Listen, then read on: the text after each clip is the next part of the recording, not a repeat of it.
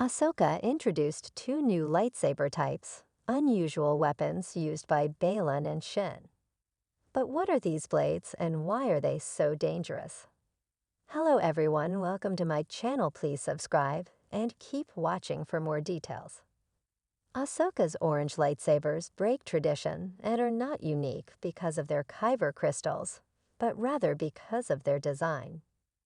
Balin appears to use a great lightsaber that hasn't been seen in 500 years, known for its heavy weight and powerful blade. Shin's lightsaber is a light foil, a smaller, rapier-like blade that is perfect for dueling, and is believed to have been created by the Sith. Ahsoka introduced two new lightsaber types, wielded by Balin Skull and Shin Hati, one of which hasn't been seen in 500 years. The Ahsoka Disney Plus TV show introduced two new Dark Jedi, Ray Stevenson's Balin Skull and Ivana Sakno's Shin Hati. These two swiftly proved themselves a force to be reckoned with. Ahsoka was almost killed by Balin, while Sabine developed an intense rivalry with Shin. Balin and Shin were notable for two very unusual lightsabers, which gave them a formidable edge against them in combat. Balin's was more like a broadsword than a traditional lightsaber, and he wielded it as though it had tremendous weight. In contrast, Shin's was almost like a rapier, and she moved with remarkable speed. Both lightsabers had an unusual color, leading many viewers to assume their unusual properties were a result of the crystals within them. That isn't the case, however. Rather, Balin and Shin are using new lightsaber types that haven't been seen in centuries. When Ahsoka first sees footage of Balin and Shin, she asks her faithful droid Huyang to help her identify them. Huyang has worked with the Jedi since shortly after their eye inception, helping every generation of Jedi build their own lightsabers. He's able to identify Balin immediately by studying the lightsaber. In the last 500 years, I've only known one student who built a saber such as this, Huyang observes.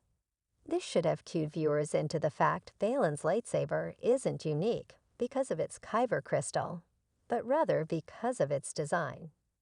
Balin's orange lightsaber corresponds with an unusual type referenced in the Star Wars Force and Destiny sourcebook Knights of Fate.